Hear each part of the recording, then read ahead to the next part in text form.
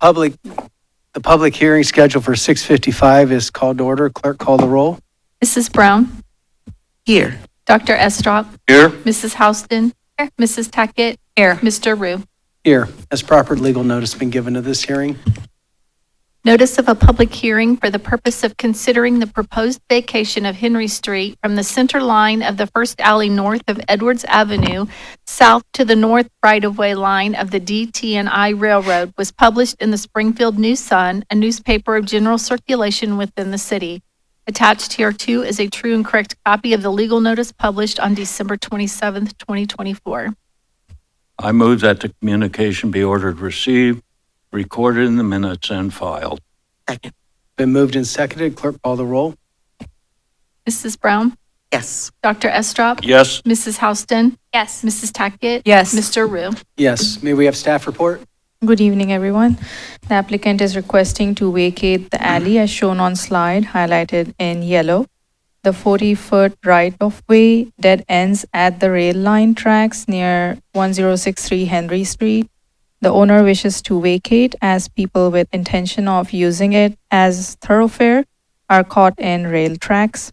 So the applicant intends to close public access in this stretch and make use of vacated land for private purpose.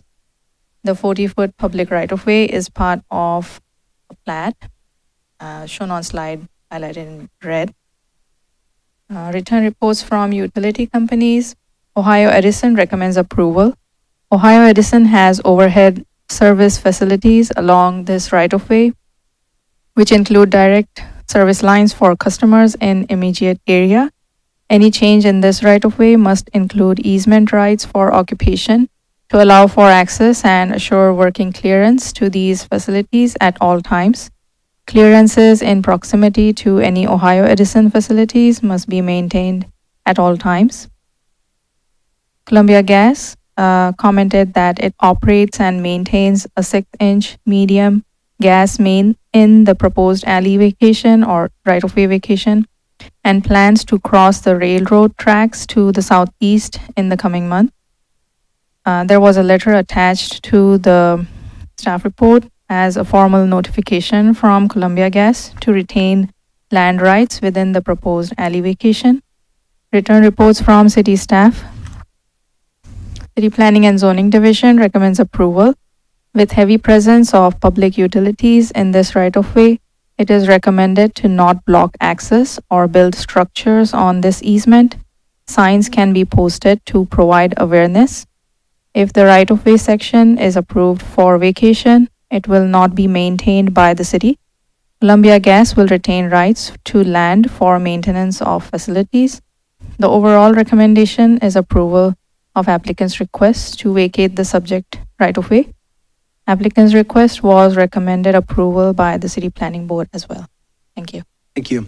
So, two things. So I want to make sure I heard you correctly. If this is vacated, you're recommending that nothing would go across the area that's been vacated? Is that right? Yes, so there are easement rights and there may be some buffers for this easement. So outside of those easements, anything can be constructed, but it has to not be built on the easement. Then also it's another point of clarity. People are actually driving through here and then getting stuck on the railroad track. Is that right? Yes. So here, the Henry Street kind of dead ends here and people kind of try to cross over. Okay. Other comments from commissioners? Dr. Estrop?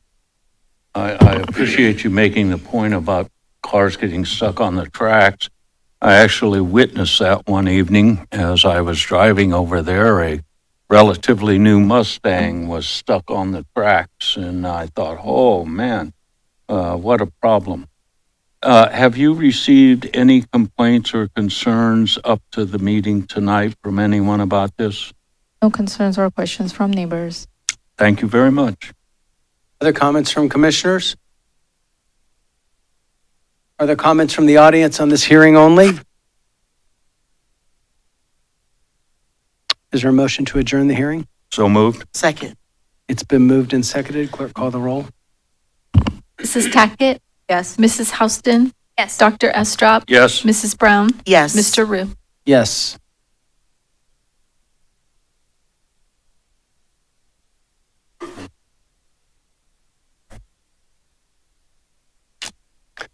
formal meeting of the City Commission is called to order. Clerk, call the roll.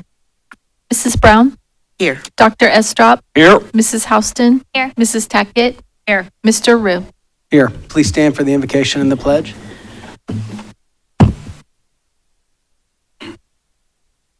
Father, I ask as we start this new year that you would give us continued wisdom and guidance as we guide the city. And I ask God for a spirit of collaboration within our community. In your name, amen.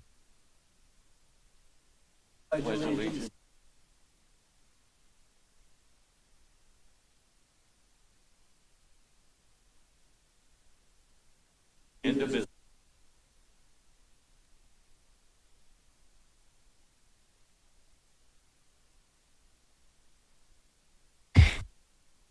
Is there a motion to approve minutes? So moved. Second. Been moved and seconded. Clerk, call the roll. Mrs. Houston? Yes. Dr. Estrop? Yes. Mrs. Tackett? Yes. Mrs. Brown? Yes. Mr. Rue? Yes. Mr. Mayor, point of personal privilege, please. Dr. Estrop? Thank you.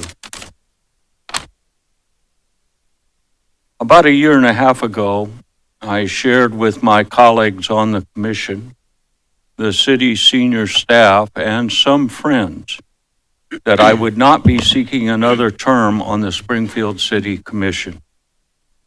I asked at that time that they not make my intentions public, and to their credit, they honored my request, and I certainly appreciate that a great deal. Tonight, I am publicly announcing that I will not seek a third term as a city commissioner. I am honored and pleased to begin my 8th year and my final year of my 2 terms in this office. I want to thank all the people of Springfield who supported my 2 successful runs for this office. It truly has been a pleasure and an honor to serve as your elected representative in city government. Now, however, other things of a personal nature need to take priority. Family, friends, and a variety of personal projects need to become my focus, including a number of projects at our home here in Springfield, as well as our family farm in Illinois. Again, my thanks to those who supported my election to this office. It has indeed been a privilege and an honor to serve the people of the city of Springfield, Ohio. Thank you very much. Thank you, Dr. Estrop.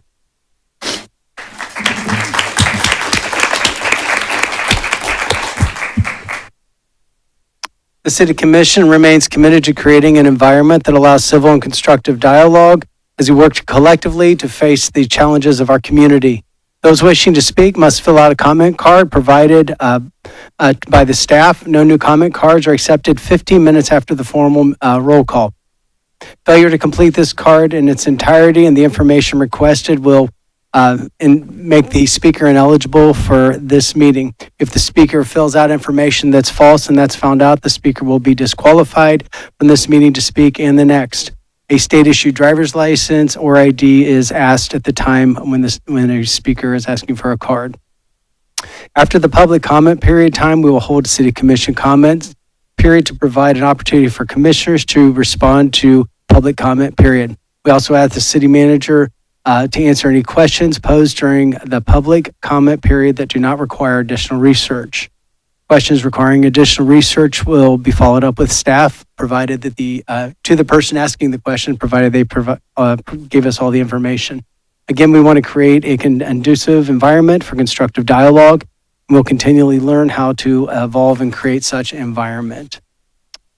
We'll go ahead and begin with comments from Melanie Stacy, 2363 Dayton Road. You go to a podium, please. Thank you, Melanie.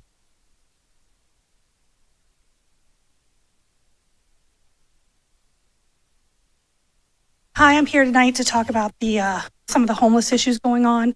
Obviously, we know the weather has not been kind lately. Very, very cold out. Obviously, my husband and I have done some volunteering at the warming shelter with Barron. Y'all, he needs help. He needs volunteers. He needs money. He needs help. As far as I know, other than the current overnight shelters, there was other the churches in town were supposed to open warming shelters. That hasn't happened, and they're not stepping up. Nobody's stepping.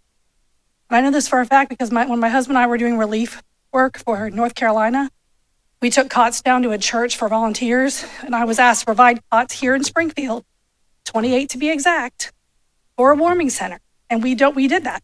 I got them donated, we dropped them off, and thankfully, they found their way to Barron. But I still understand why, even now that it's gotten cold, why they aren't being, why aren't other warming centers helping? If they had the funds to open a warming center, then why aren't they helping Barron? It was great that he got some recognition this week in the Springfield paper, or last week. And it talked about how he's funding this from his own pocket, and he is. But you know what? It kind of made it sound like, he's independently wealthy. Well, Barron might do pretty well for himself and do okay for himself, but trust me, he can't keep funding this himself.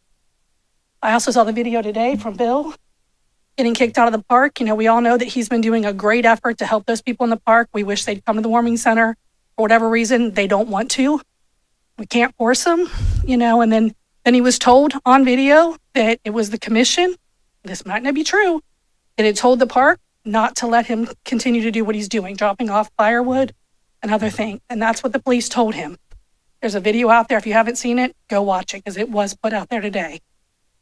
And then the other thing that I understand is, he has a hard time with showers. There are no showers available there. I know we have some old firehouses. I don't know if they could be open for showers. They have all the things that would make a great warming center as far as kitchens and showers and things.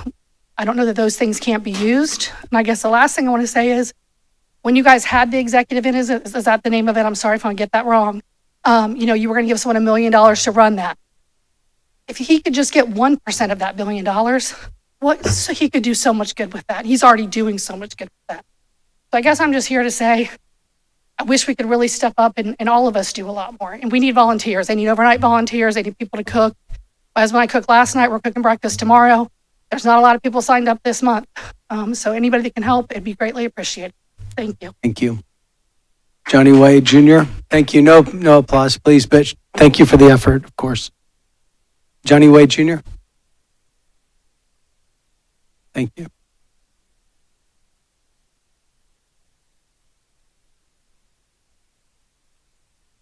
Johnny Wade. I'm homeless here in this community. I was just stating on record that I was cold, so Barron opened up the warming center. First day in 2 years I've been inside to get warm. Thank you for coming down. Jerome Garrett, 424 South Fountain. This is the warming shelter, 424 South. Yes, the warming shelter, but I thank Barron, this is Jerome Garrett, thank Barron because he helped me a lot. I got me a tent, and he told me I could come in and be warm and eat if I'm hungry, drink coffee and stuff like that, so thank you, Barron. Thank you for coming down. William Monaghan, 1323 Broadway Street. Thank you, Rob Rue, 1845 North Fountain Boulevard. Thank you. Hey, a couple things. One, I appreciate the first one who spoke, because I did want to ask about that. I was told by a park ranger, it wasn't a city police officer, but I was told by a park ranger that the chief of the county park district was asked by a city official to hassle people who are trying to bring firewood, blankets, warm clothes, food, and water to the people who are living along Buck Creek in the center of town. Wondering if that's true and how you rationalize that. We are trying to keep people alive. It's going to be 2 degrees tonight.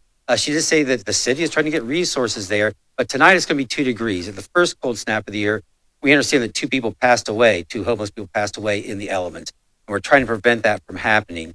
And it would be nice if you guys worked with us to keep these people alive rather than fight it. Not everybody can, it's not that they don't want to get to the warming center. Not everybody can get to the warming center. And that's, again, not funded by the city. The city has lots of money, supposedly, to help the homeless.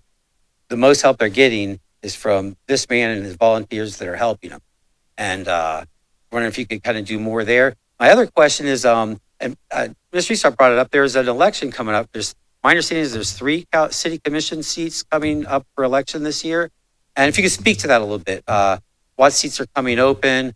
If anybody is interested in filing for candidacy, how they might go about it. Thank you.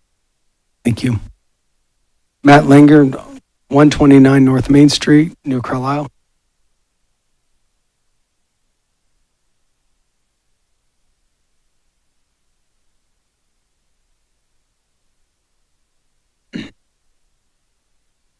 Hello, Matt Linger.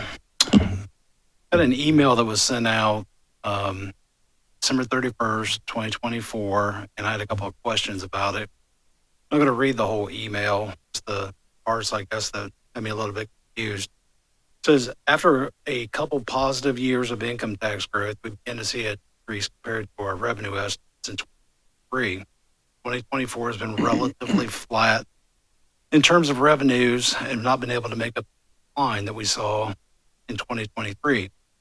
So according to CMI Authority Tax, which is the software that City of Springfield Income Tax Division uses, there was actually a growth in 2023. It was smaller than what was expected, but the CMI Authority tax numbers do not reflect the decline. So my first question is going to be, are you considering it a decline according to the estimated projections that were made for that year? Or are you calling it a decline based off empirical data? You are referring to 2023 empirical data. What source are you using to collect your data? Because it differs from what the CMI Authority tax where it's showing growth.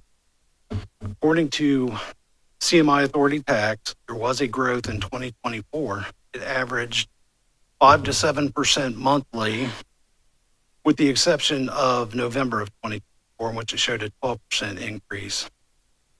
So the CMI Authority tax numbers do not reflect flat revenue either. So you can see my confusion on the email, where it's talking about the decline in 2023, but the income tax software is showing no decline at all. And in 2024, where the email is talking about tax being flat, we're not showing it being flat at all. We're showing actually a 5 to 7% growth during that same period. This is the same information that you guys were given when you decided to go with Frida. And I'm not here to beat a dead horse. I know it's already signed and it's done. There's nothing we can do about that. But my question is, what sources are you using to collect your data? If CMI Authority tax is showing growth in 2024 and you're saying that it's flat, where are you getting your data from? If it has another source that I'm unaware of, I'd like to know what it is. My taxpayer opinion is that the City of Springfield does not have a tax processing and collection problem. The City of Springfield has a spending problem to be addressed. And if you do go with the estimates that Rita's going to bring in 10% more revenue in 2025, if the management spends 10% more revenue in 2025, you're going to be in the exact same boat next year that you're in right now. Nothing's going to change. Another portion of that email that was sent out on 12/31/24. Matt, thank you. Your time's up, but we have information. We'll have some answers to questions you brought up at the end of our comment time. Barron, 424 South Fountain.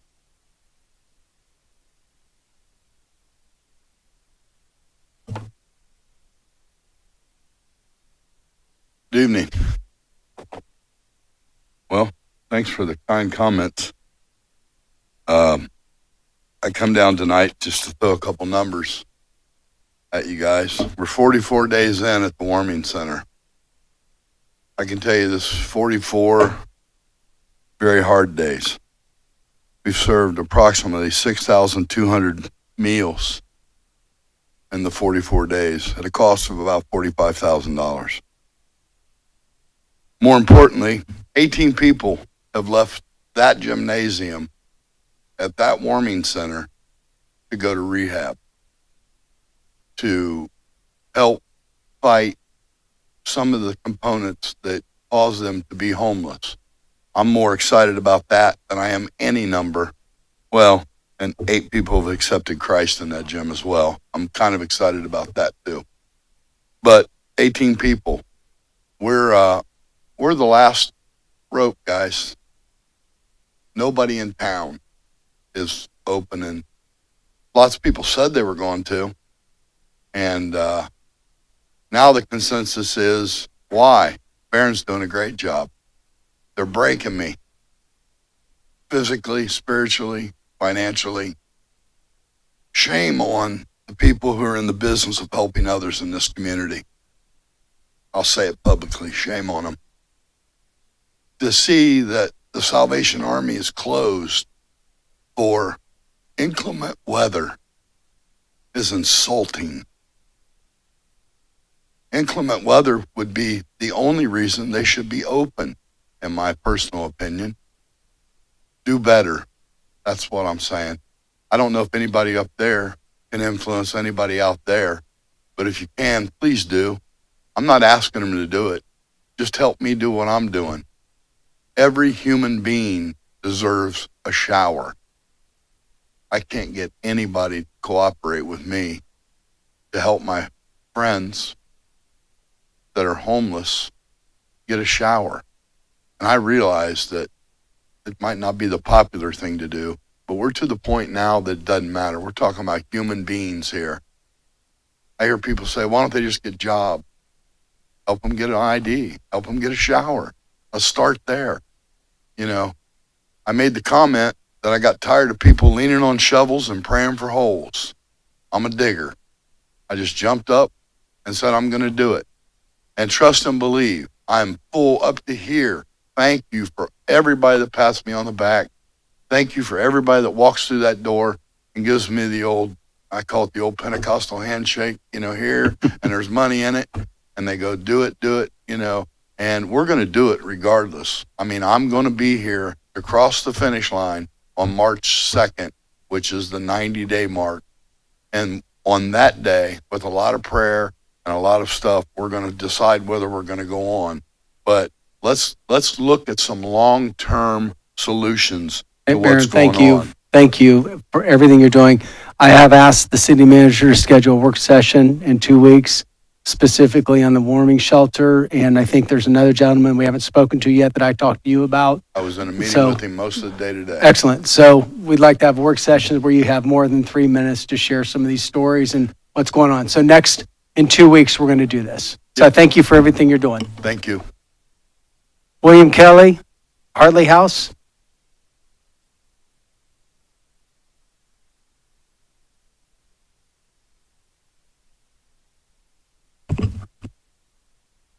Good evening, ladies and gentlemen of the council. My name is William Kelly. I'm a homeless veteran. I spent 2 years in the Gulf War. I have a cluster on my Purple Heart and a Bronze Star for bravery in action. I've been homeless for over a year living in the woods. I went there to end my life, but the Lord seemed different to do something with my life, and I think it's what I'm doing here today. I was given, I was begging for money and change and stuff sitting outside the Speedway on North Limestone for quite some time. And I'm appreciative to the people within the community that was kind enough to feed me and help me at that time. But I was withdrawn to the warming center, and I'm not a very decent individual. I've got a tainted past. I've been to prison. These men in blue and women have arrested me several times. But these men and women do a service to this community that I'm able to do. But Barron is also doing Pastor Barron to me. But this man saved my life by allowing me to come to that warming center. I've only been coming to the warming center for about 2 weeks. And most of these people sitting here have interacted and been with me. And they know that I'll give them the clothes off my back in a heartbeat and do anything for them. But what I'm seeing is that the elected officials that we see before us, or what I've been told, I don't know if it's true or not, are having issues with, trying to help. I call them displaced, not homeless. And these individuals became family and friends, and they've lifted me up. Since coming to the warming center, I've obtained sheltering through our Hartley House, which they're having financial issues that you might want to talk to and maybe help them out also. But Barron does need the financial help. But during this time period, I put my boots to the ground like any good soldier does. I have found employment. I'm clean and sober and been that way for quite some time now. And he's doing God's work. And we need God in this world that we're in today. And my Lord and Savior has saved me, and He's brought me here today to speak before you people, because I'm not good at public speaking. I don't like most people, and I believe to be in isolation. This is what I consider myself. But they've given me the opportunity to come back out and be a human being again. And I'm hoping that you individuals here on this council can, relate to what I'm saying. If any of you have ever served your country, you know what it's like. You do it for the man or woman next to you. And that's why I'm out here on the streets doing stuff for these men and women. Because I don't see them as homeless or dregs of society or individuals that need to be displaced by law enforcement or anything like that. I see them as human beings that need to be addressed and respected the same as I'm respecting you in your meeting here today. And I just hope in the kindness of your hearts and through to God that He lays it upon your heart to do the financing and help these individuals.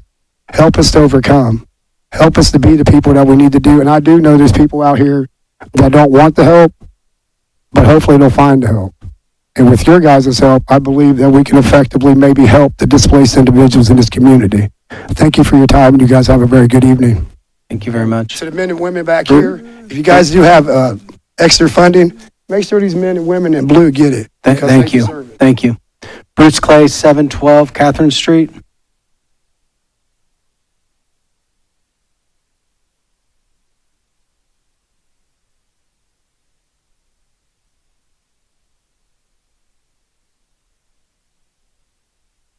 Evening, Mr. Mayor, Mr. Commissioner, and Commission. Everything that's been said here is true. I don't know if some of you know me, but I've been in the outreach several years, especially after I retired. You definitely need some help. What else a number of Baron forgot to give you is we've got other people, we've got people jobs. Several people, 7 or 8, that's got jobs. I want to tell you something. You have an impression of these people, they're worthless, they deserve what they got, get a job, they're lazy. You don't know their story. Not everybody's that way. Not everybody wants the help. But I'll tell you, the numbers he just gave you, plus what I just told you about working, I see it with my own eyes. And I got to tell you, we talk about moving forward together. Isn't that right, Mr. Commissioner? Thank you. I didn't want to. That's right. Go ahead, Bruce. But anyway, moving forward together. You know, I've seen other groups in town march and have weeks and do different things. I'm not picking on groups, but I get it. But we're all human beings. Are we moving forward together with just certain groups and leave people die in the street?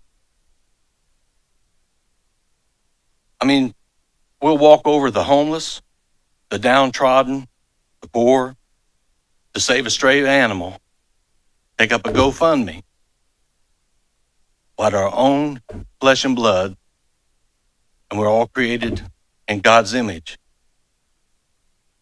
And we turn a blind eye to that? I got a problem with that. As a Christian, I got a problem. You know?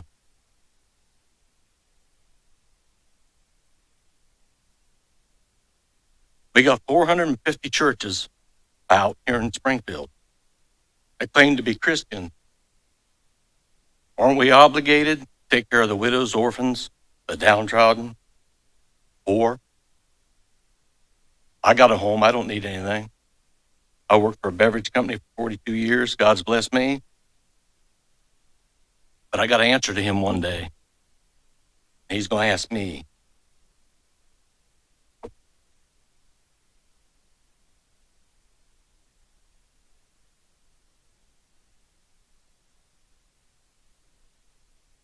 He's going to ask me what I've done for his kingdom. And you know, not everybody's got a perfect path. And people look at Barron the wrong way. I've been with him ever since he opened this. I worked with Bill Stout when he had the Kiefer Center. And until he had cancer and they sold it. But there isn't anything here. There's nothing here. There's people out here. Bruce, they don't. thank you for Can I say everything. one more thing? Your time's The up. reason the homeless don't want to come here from the camps is they don't want to lose what little bit of possessions they have. Fair. And they think we're a one-trick pony. Get them warm one night, kick back out in the street, and they don't want to be acclimated back to the cold. Thank you, Thank Bruce. you. Thank you. Rhonda Smith, 402 Southwestern. Rhonda Smith. Okay, thank you. Wes Babian, 2121 Olympic Street.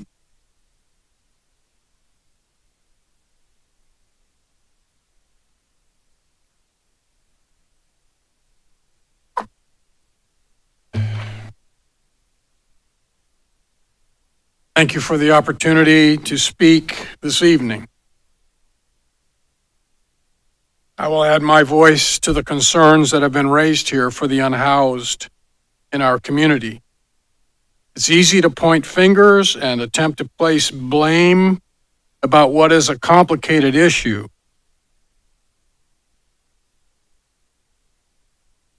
And while the city leadership does have a responsibility for housing policy, sufficient resources to deal with this matter are needed to address the problem. That given,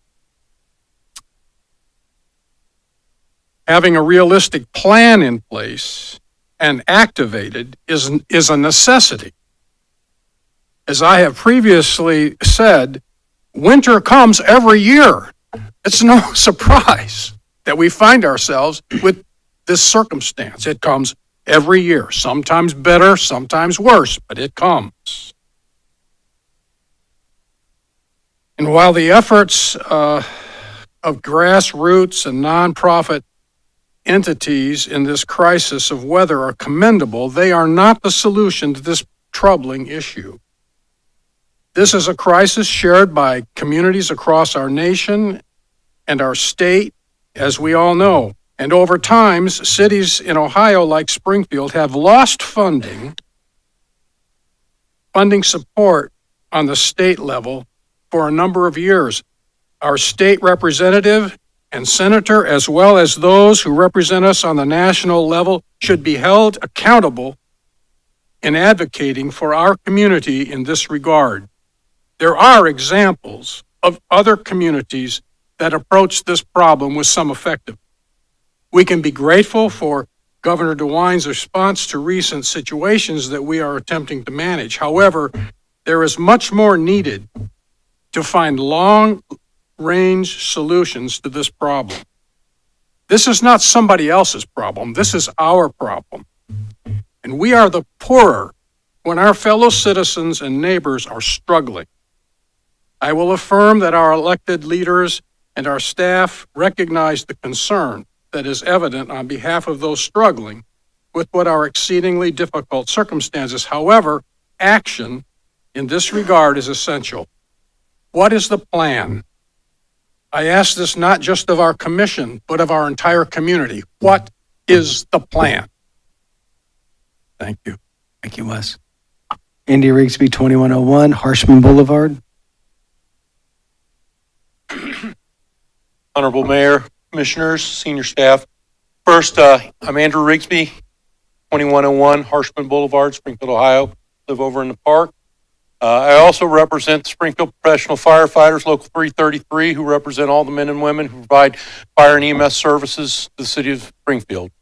Many years ago, we endorsed Dr. Estrop for his election, and on behalf of the Springfield Professional Firefighters, we would like to thank him for his service. He has been a true ally to the citizens of Springfield. We appreciate all of the hard work he has done throughout his tenure and hope that he has great success in the future. Thank you. Thank you, Andy. Thank you. Okay, that's all the comments we have. Got several notes that I know that the staff's going to answer. I know that I've spoken with Barron a couple times and visited with you and just can't appreciate your heart for this more than I can say. And you know, it's hard to listen here and be accused of not caring about the situation.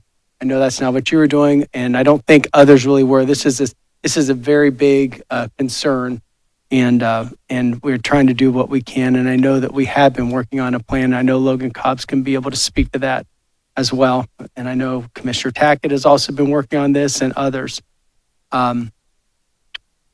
Mr. Bill, I don't believe there's one city official that has told them to harass or tell you not to do things. The city parks are under the Clark County Park District. And I know that, we've been saying it takes everybody to do what you're doing. Barron's just one big example of what's going on, but I know everybody wants to help people. And I don't think there's anybody up here that would tell one soul to harass or not, to tell you not doing what you're doing. So I understand, but it's not from this area. Brian, do you want to speak to this at all? Yeah, I can just speak to, so specifically two incidents. One, there was a police call that was made. This was probably a month and a half ago. There was a complaint filed regarding people cutting trees down in the park. There were two specific individuals that were doing such. That was addressed with those two individuals. You can't cut trees down from the park. That is not legal. Not able to do that. That was when the police responded. As far as the incident that was referred to today, the officer of the park district or the ranger of the park district was called from a report from a citizen about people dumping stuff. And so they went out there to check, and that's when they observed the dumping of the trailer. It has been past practice that we do not dump. Someone can't just pull a trailer in and dump stuff. She observed the dumping. She didn't make them remove the firewood or anything, but in the practices of the park district and how they manage the park, people just can't openly come in and dump stuff. Was looking at the firewood, did not make them remove it. We can have a conversation for a temporary time if they would allow for firewood to come in, but you understand dumping of materials. The officer was just doing her job based off of a complaint. She wasn't told to go hassle anybody, challenge anybody. She was called out there because of a report from a citizen who called about people dumping in the park. So that is what happened tonight with that. Second, one of your other questions was you were asking about the elections. I believe tomorrow is the first day to obtain signatures if you're running for city commission this year. There's 3 seats that will be up for election this year. And tomorrow you pull petitions, you start getting signatures tomorrow, and you have roughly 3 weeks to collect 250 valid signatures. 250 valid signatures, turn that into the Board of Election, and then they will validate your petitions. So that's what's happening this year.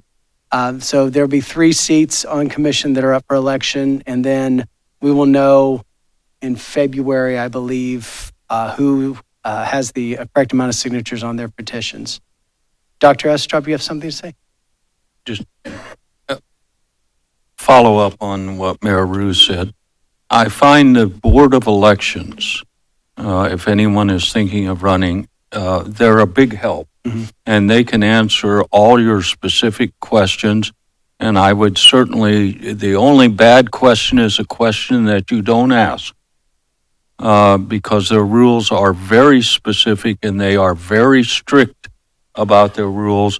But I would encourage you to go out and talk with them. They are most helpful and will answer any questions that you may have about collecting signatures rather, on petitions or running for office. There are also extremely important things to learn about campaign and campaign pressures, because if you violate some campaign laws, it can result in some jail time. So you need to have someone that knows what they're doing relative to campaign finance. So I would encourage anyone considering running for office, I want to encourage you to go to the Board of Elections, because those folks will be a big help to you. Thank you. Also, if you search our charter, it does describe the qualifications for the commission, each seat up here. Okay. Other commissioners have comments? Yes. Commissioner Tackett? This might be a little bit all over the place, but I've been working on the homeless issue since I got into office, which was a year ago. I can't speak to what it was like last winter. I wasn't here.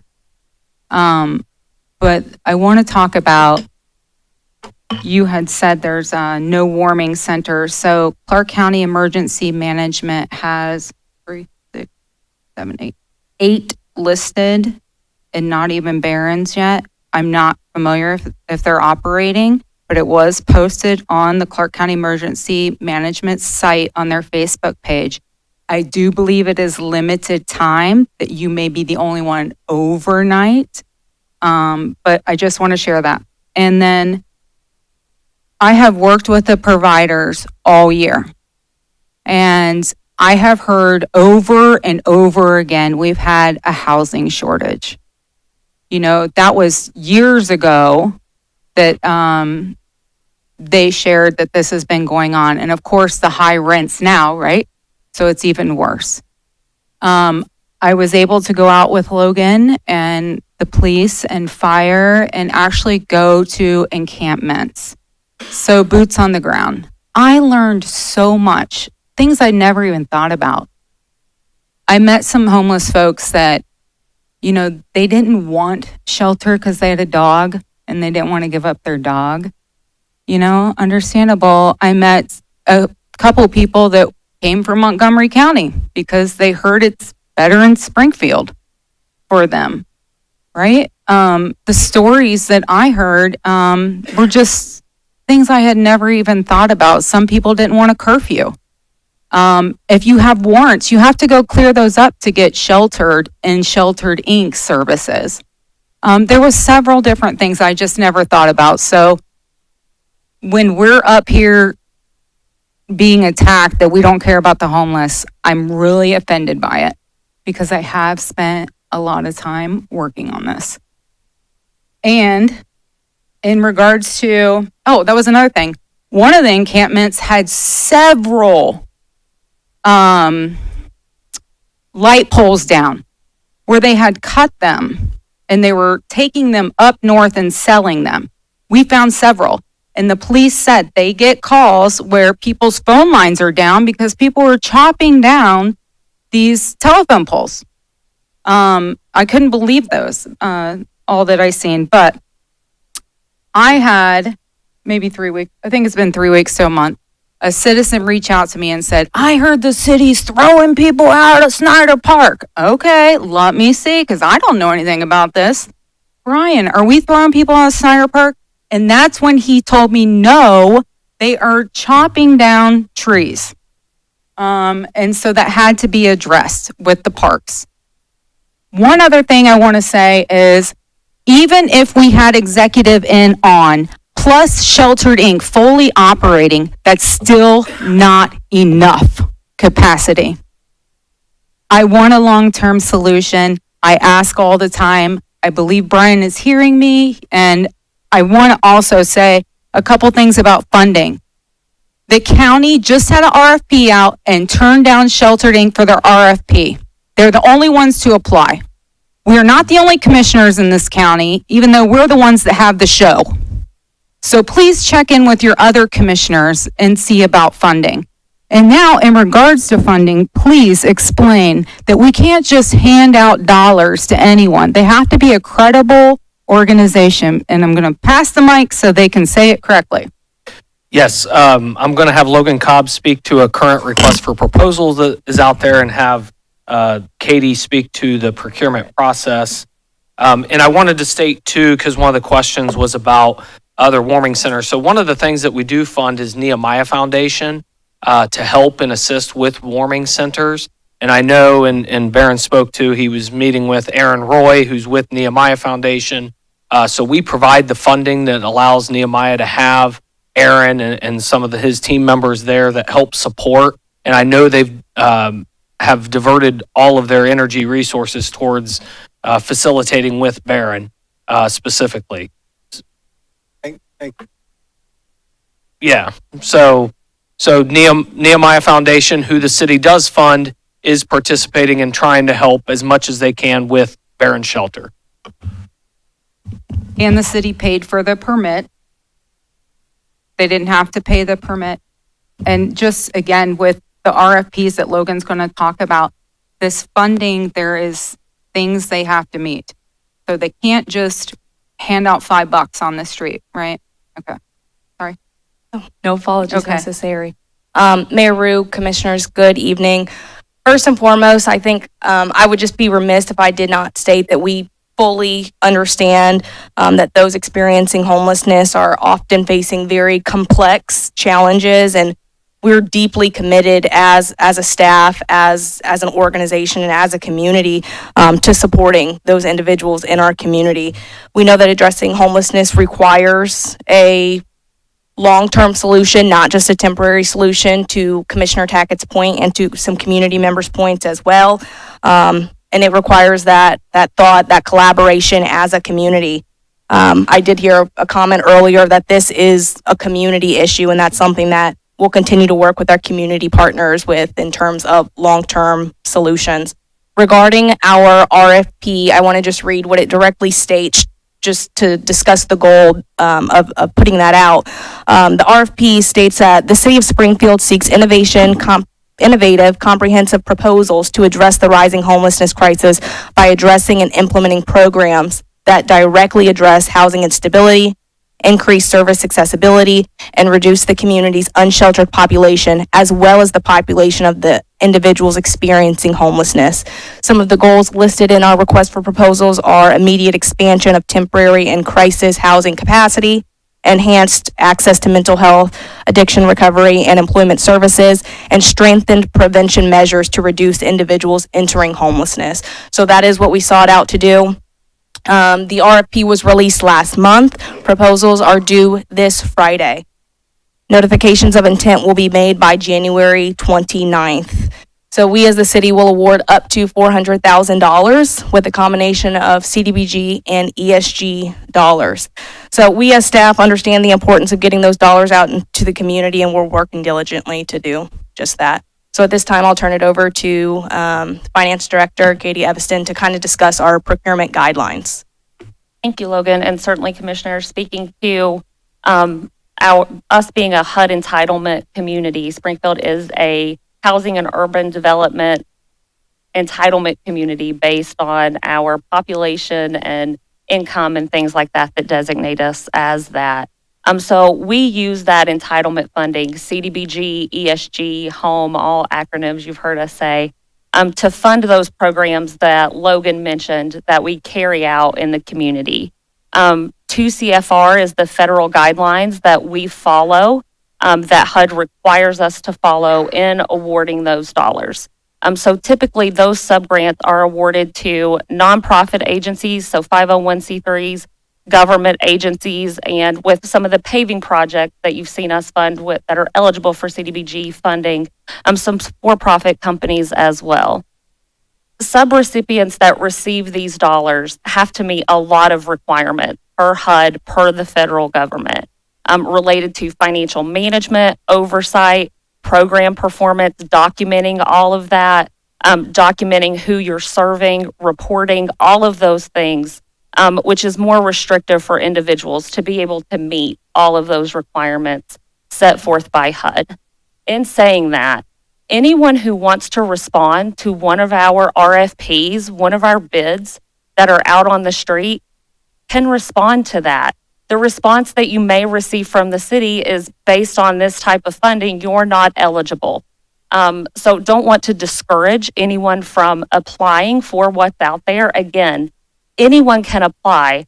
The response from us could just be, you're not eligible for this type of funding for this purpose. I'm happy to answer any other questions. So have we already passed the deadline for people to apply for this, or is it still ongoing? The deadline is the 17th to apply. Yeah.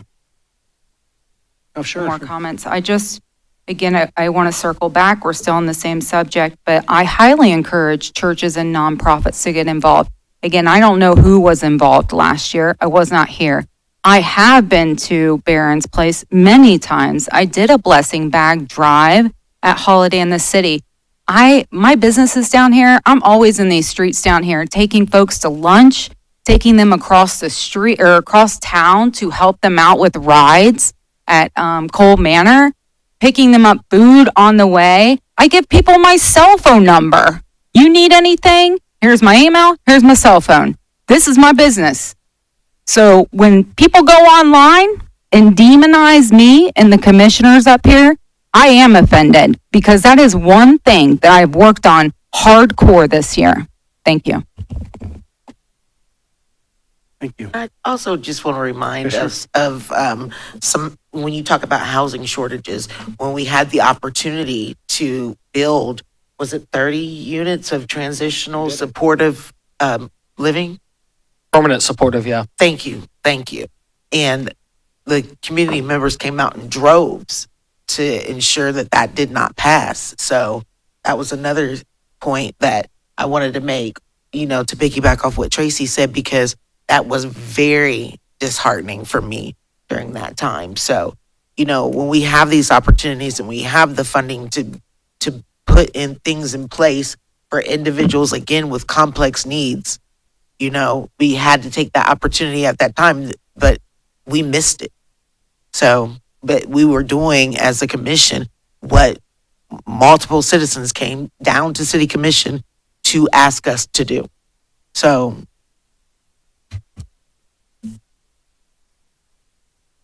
Commissioners? Someone mentioned the home full contract in one of the comments. I want to say it was you, Miss Stacy. I just have a question for you, Brian. Can you just reconfirm that was not $1 million just handing to Homeful? It was up to $1 million That is on correct. a reimbursement basis, correct? Yeah, it was up to, so it was based on a reimbursement basis of services actually provided. So if they provided no services, they would receive Get no $0. reimbursement. If Correct. And then also, can you just confirm again that that was never meant to be a long-term plan, rather a short-term plan, as it was only a one-year contract extension? yes, that is correct. While The we EI were was seen working as on a a longer short-term plan. solution as we work. Thank you. We need to work towards a longer-term facility that serves the needs. Thank you. Hey, staff? Yeah, I think we answered a majority of them. One I wanted to touch on the same similar issue. The question was about fire stations for showers and warmth. Currently, so Selma and Pleasant were the two fire stations that closed.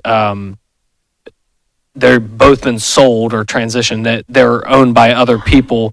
We will have, so in April, we should open up. I know April's a couple months away. April, we will be looking at closing down Station 6 as it relocates out the Station 6, and we have not set plans yet for what would happen there.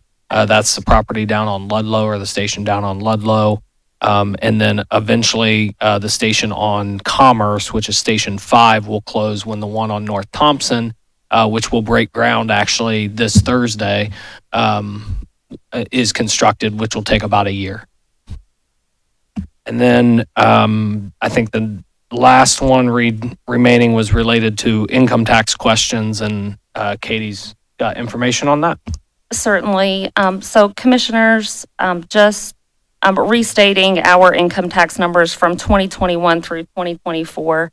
In 2021, we saw an increase of 12.98%. In 2022, we saw an increase of 9.3%. In 2023, we saw an increase of 1.28%. As I've stated before to commission, we viewed that as declining because the average wage growth in the state of Ohio was 3.1%.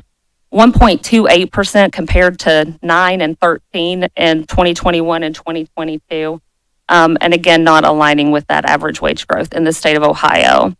Our preliminary numbers for 2024 project a 4.66% increase over 2023. So if you combine 2023 and 2024, we're looking at just under 6% in income tax revenue growth for 2 years, where we have seen residential development within our community. We have seen job growth within our community. And so just reiterating in the conversation that we had with going with the Regional Income Tax Authority with Rita, the thing that changed between 2021, 2022 and moving into 2023 and 2024 was remote work and those impacts at the state level on our income tax revenue, which is our lifeblood. And so again, us evaluating that and making the decision, the recommendation to move forward with Rita so that we can gain back those losses that we have seen in 2023 and 2024, because the growth has continued in our community, but our income tax revenue growth has not aligned with that. Specifically looking at where this data comes from, this comes directly from our general ledger, which is the cash receipts that are hitting that general ledger that we are audited on annually. Annually audited? Yes. Thank you. Other comments from commissioners, staff? We're going to go ahead and push through without a break and continue on with first readings. Vacating, oh, sorry.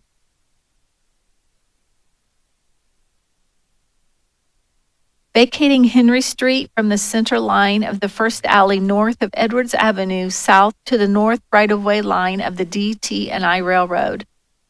Providing for the issuance and sale of notes in the maximum aggregate principal amount of $11,984,000 in anticipation of the issuance of bonds for the purpose of paying the costs of improving the A, municipal water system facilities, including replacing water lines and improving the water treatment plant by installing a substation air brake and constructing a liquid ferric building, together with all necessary appurtenances thereto.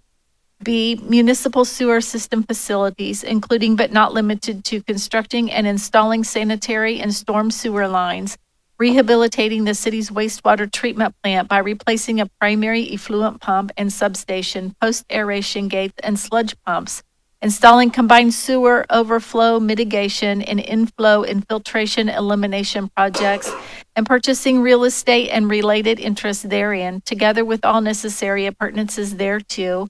And C, municipal fire safety facilities by constructing, furnishing, and equipping a new fire station and otherwise improving the site therefore, together with all necessary appurtenances thereto. Providing for the issuance and sale of notes in the maximum principal amount of $1,890,000 in anticipation of the issuance of bonds for the purpose of paying the costs of improving the municipal sewer system facilities, including the sewer portion of the advanced metering infrastructure project, together with all necessary appurtenances thereto.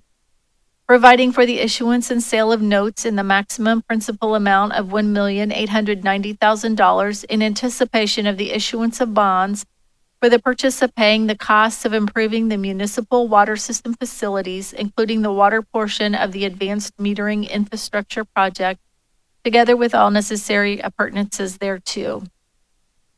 Authorizing the city manager to enter into amendment number 11 to the agreement for professional engineering consulting services between the city and Strand Associates Incorporated in connection with the combined sewer overflow long-term control plan to modify the hourly billing rates and extend the project completion date, confirming and approving related expenditures incurred from January 1, 2025 to the passage of this ordinance.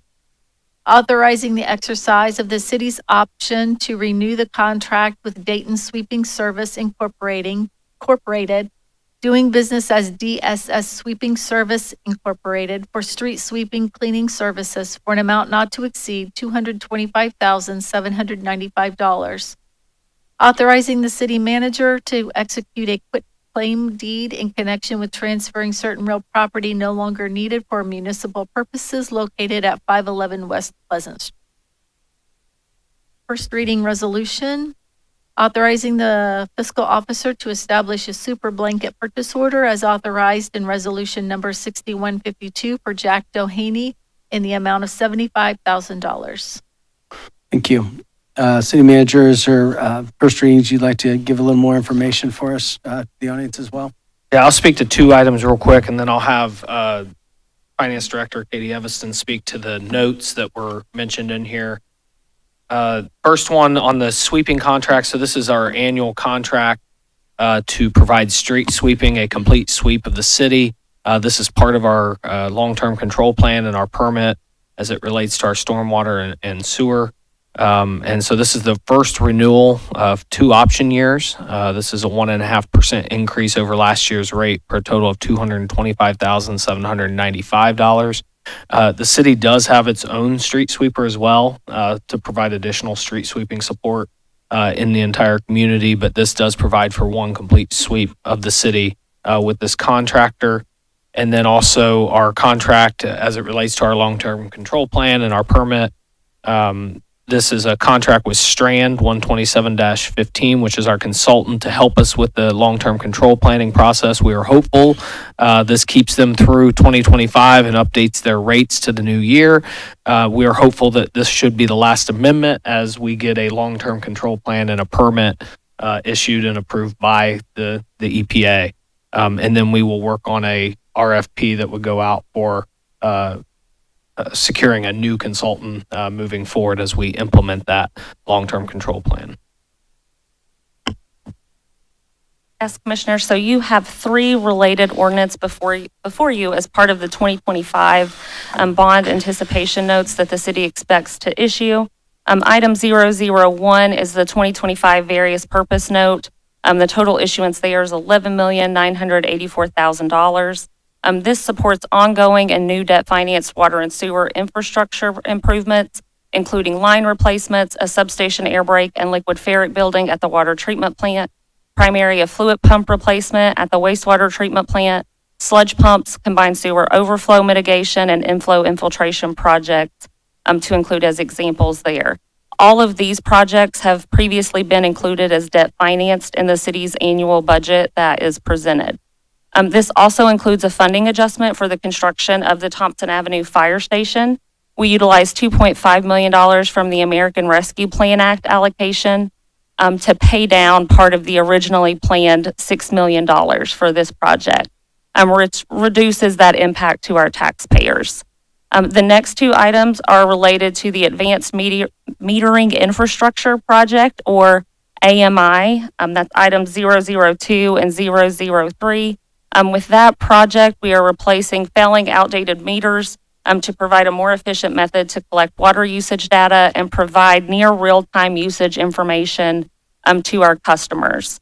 As a reminder, that is a 4-year project overall and totals just shy of $8 million. The total issuance here with items 002 and 003 is $3,780,000, and that's split evenly between water and sewer, which is the reason for the 2 different requests.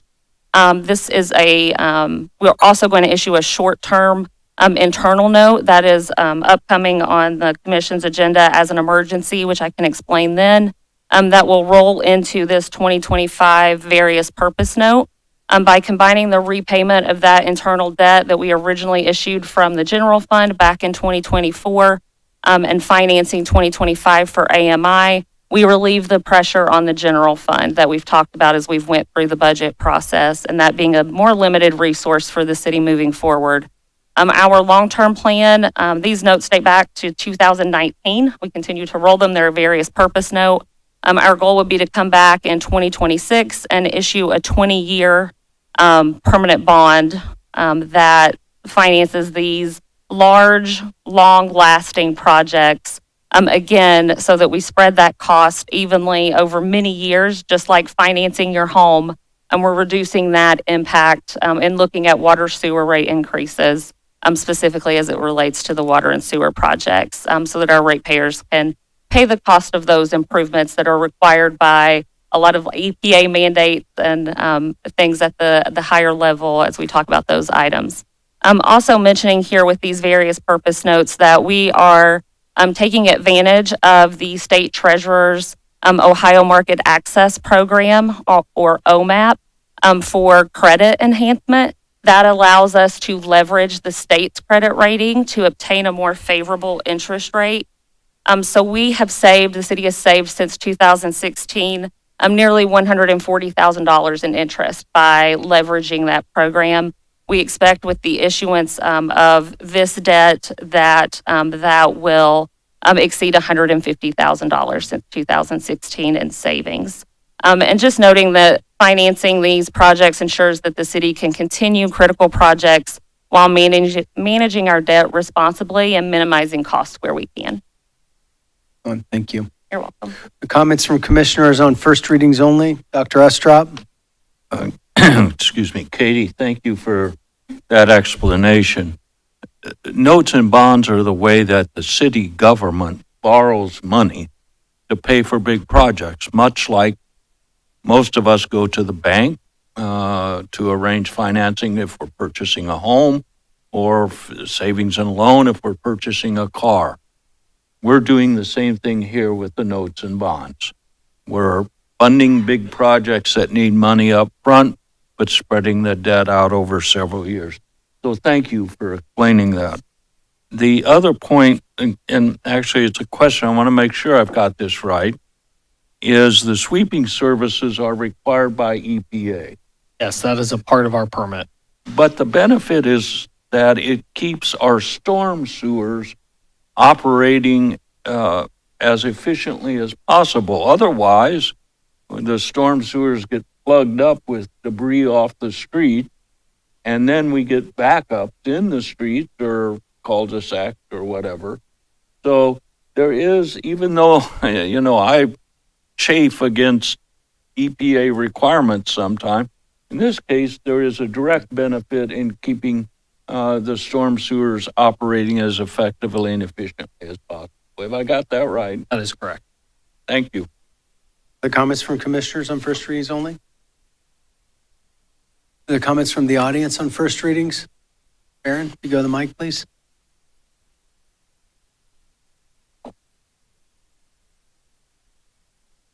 Nice to talk about something other than the shelter for a second. The contract that you have with DSS Sweeping Service Incorporated, as you know, I became famous at the commissioners meeting for talking about my curbs and gutters. Part of that, I'd like to know if we're going to give them $225,795 for a contract. Can you have them come up Oakland, where I live? My point in that is that's the problem with I'm complaining about curbs and gutters. If I don't clean them, they don't get cleaned. And Yeah, we can work with service department, whether this contract or our own sweeper, to go out there and run the sweeper if need be. We can pay special attention to the 4 that are around my house that never work and are improperly pitched. But if they can keep them cleaned out, maybe while I'm away from home for 44 days, my home won't wash away. Thank you. Other comments on first readings? Thank you. We'll go on to second readings.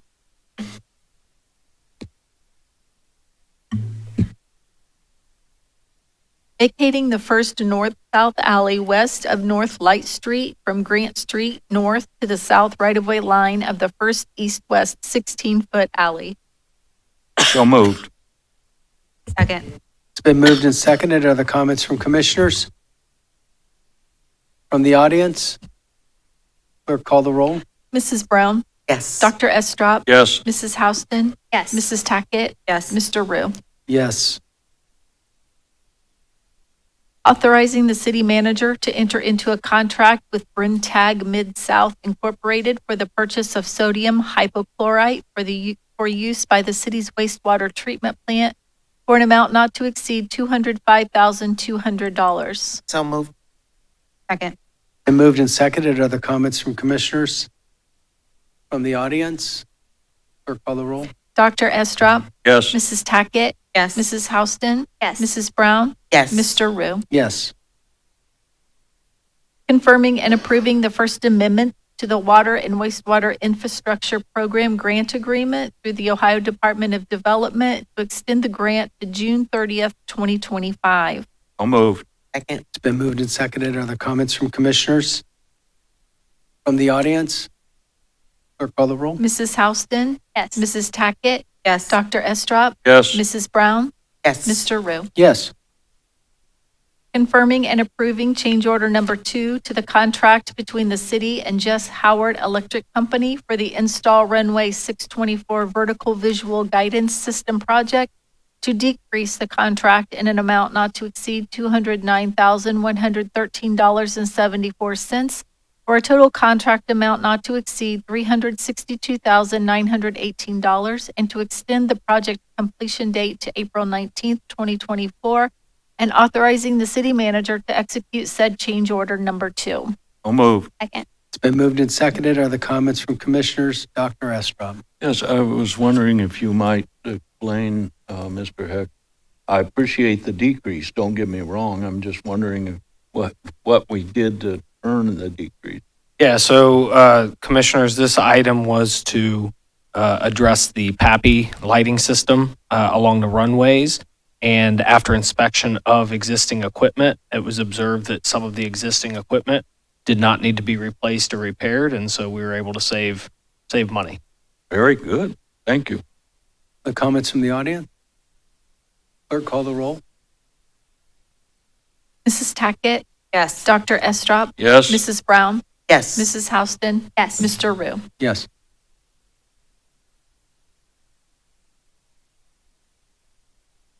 Confirming and approving supplemental appropriations within various funds and declaring an emergency therein.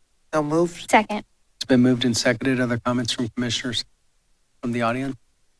Clerk, call the roll. Mrs. Brown? Yes. Mrs. Houston? Yes. Dr. Estrop? Yes. Mrs. Tackett? Yes. Mr. Rue? Yes. Providing for supplemental appropriations within various funds and declaring an emergency therein. So moved. Second. It's been moved and seconded. Other comments from commissioners from the audience? Clerk, call the roll. Dr. Estrop? Yes. Mrs. Houston? Yes. Mrs. Tackett? Yes. Mrs. Brown? Yes. Mr. Rue? Yes. Confirming purchases and obtaining of services for the city and providing for payments therefore and declaring an emergency therein. So moved. Second. Been moved and seconded. Other comments from commissioners from the audience? Clerk, call the roll. Mrs. Houston? Yes. Mrs. Tackett? Yes. Mrs. Brown? Yes. Dr. Estrop? Yes. Mr. Rue? Yes. Providing for the issuance of notes in the maximum principal amount of $1,890,000 in anticipation of the issuance of bonds for the purpose of paying the costs of the sewer portion of the advanced metering infrastructure project, together with all necessary appurtenances thereto, and declaring an emergency therein. To adopt. It's been moved and seconded. Other comments from commissioners from the audience? Clerk, call the roll. Mrs. Tackett? Yes. Mrs. Houston? Yes. Dr. Estrop? Yes. Mrs. Brown? Yes. Mr. Rue? Yes. Providing for the issuance of notes in the maximum principal amount of $1,890,000 in anticipation of the issuance of bonds for the purpose of paying the costs of the water portion of the advanced metering infrastructure project, together with all necessary appurtenances thereto, and declaring an emergency therein. So moved. Second. It's been moved and seconded. Other comments from commissioners from the audience? Clerk, call the roll. Mrs. Brown? Yes. Dr. Estrop? Yes. Mrs. Houston? Yes. Mrs. Tackett? Yes. Mr. Rue? Yes. Authorizing the city manager to enter into amendment number 1 to the general professional engineering services agreement with Carpenter Marty Transportation Incorporated for professional engineering services to be used by various city departments, to increase the agreement in an amount not to exceed $500,000 for a total amount not to exceed $1,500,000 for the initial 3-year period, and declaring an emergency therein. So moved. Second. Been moved and seconded. I'm going to go ahead and ask the city manager to explain this increase and why. Yes, so commissioners, we had went out a period of time ago to secure a engineering firm that would be able to provide engineering services to us, specifically focusing on design of projects.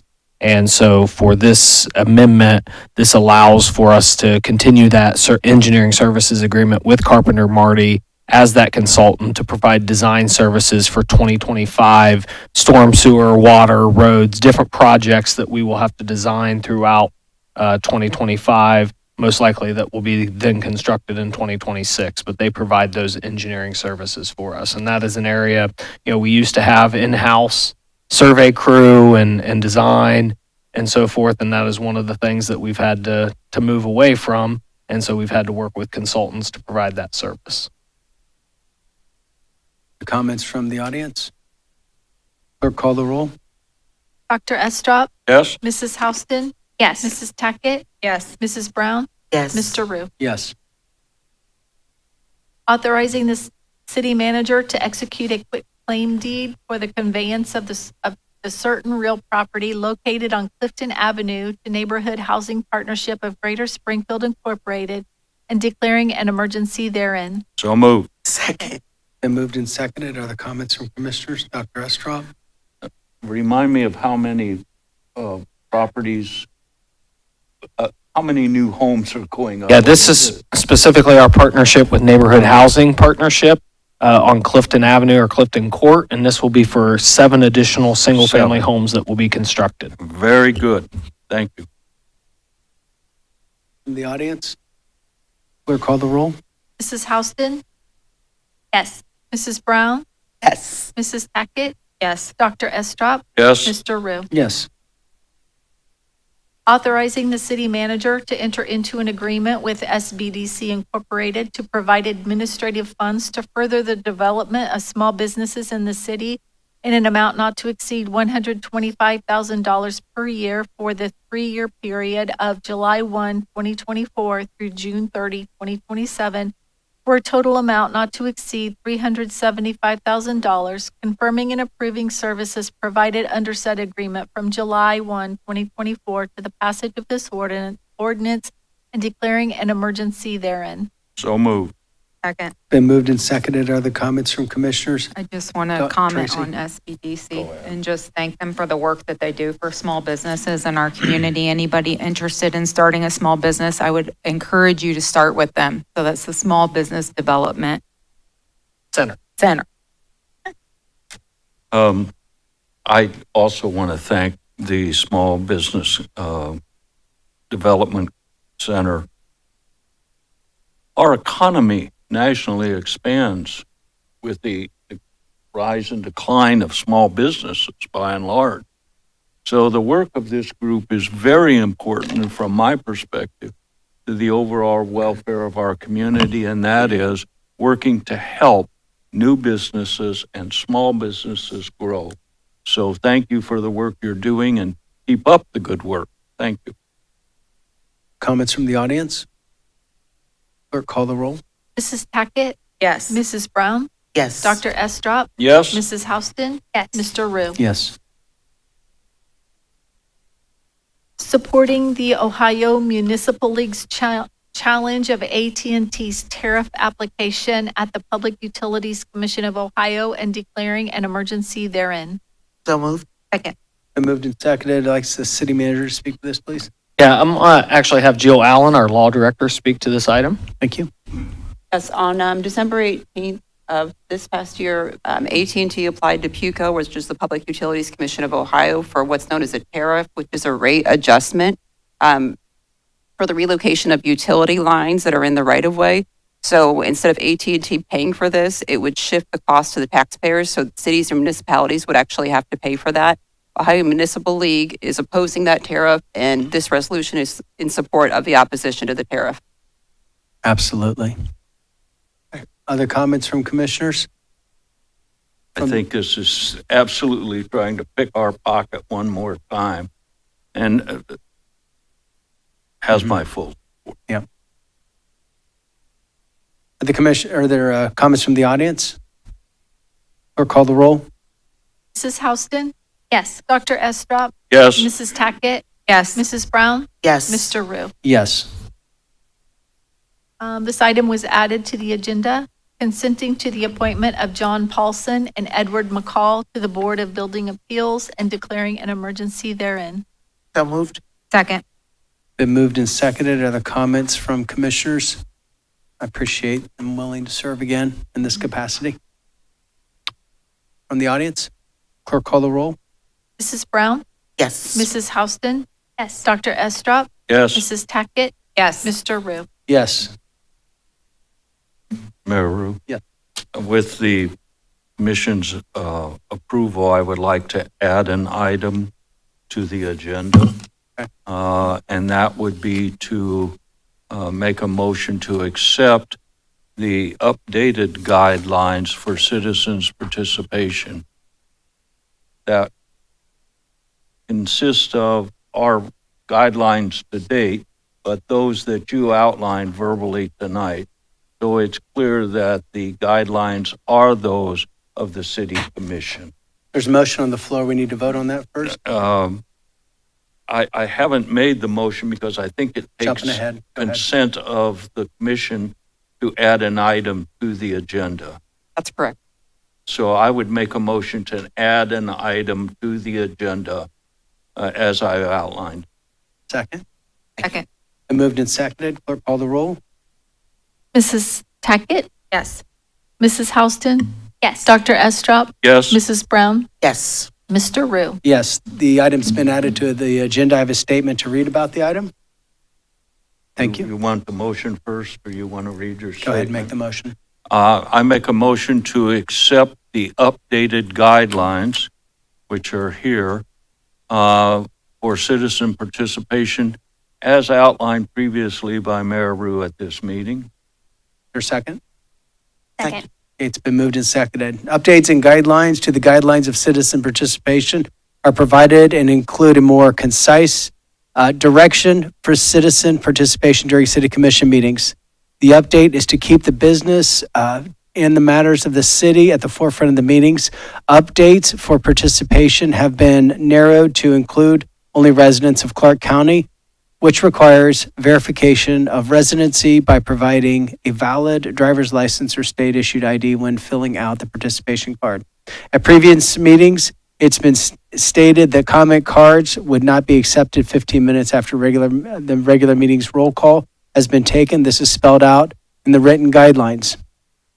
Non-agenda items, non-agenda comments have been and will continue to be limited to 3 minutes. Clarification has been added to include matters brought to the commission shall pertain to matters within the city's authority. The continuation of open dialogue concerning matters within the city's authority is and always will be a priority of the city commission staff. There's a motion and seconded. Is there comments from commission on this? Go ahead. Where can folks access this? Will we have it online and then paper copies here? Can we have some at the podium? Okay. Yeah, we'll have some on the podium, and I know Karen Graves, our communications director, will have that posted on our website. And just a point of clarity, and it's good, we'll have things spelled out as Commissioner Tackett's requested and online, but this is how we have been doing meetings, so there's no change from what we've been doing the last several months to now. It's just formalized. Are there other comments from commissioners? From the audience? Would you like to go to the microphone, please? Thank you. Just to have you on record. Just state your name. We already have your address. Melanie Stacy. The only quick clarification I was going to ask, the 15 minutes, I know that's been in place. And you said it's from the time that you do roll call, not from the start of the meeting? So let's say, just for clarification, we have hearings, we have work sessions prior to the meeting. Right. Sometimes the formal meeting doesn't start till 7:15.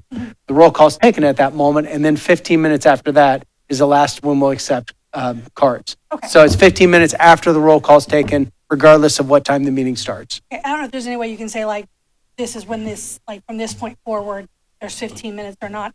I think there was kind of like, it might have been just a couple minutes after. I think my husband was going to actually get up and fill out a card, and it was like right at the deadline, and I think it was like roll call might have happened a couple minutes after 7 tonight. So thank you for saying that. And if a meeting goes on, if we have a prior meeting to the actual formal meeting, I'll definitely say something like we'll have that's all I was 15 gonna minutes say. after the roll So call. that everyone knows exactly what that. Thank you so much. Other comments from the audience? Okay, clerk, call the roll. Mrs. Brown? Yes. Dr. Estrop? Yes. Mrs. Houston? Yes. Mrs. Tackett? Yes. Mr. Rue? Yes. There are announcements from commissioners. Okay, is there a motion to adjourn? So move. Second. It's been moved and seconded. Clerk, call the roll. Mrs. Brown? Yes. Mrs. Houston? Yes. Dr. Estrop? Yes. Mrs. Tackett? Yes. Mr. Rue? Yes. Thank you for coming tonight.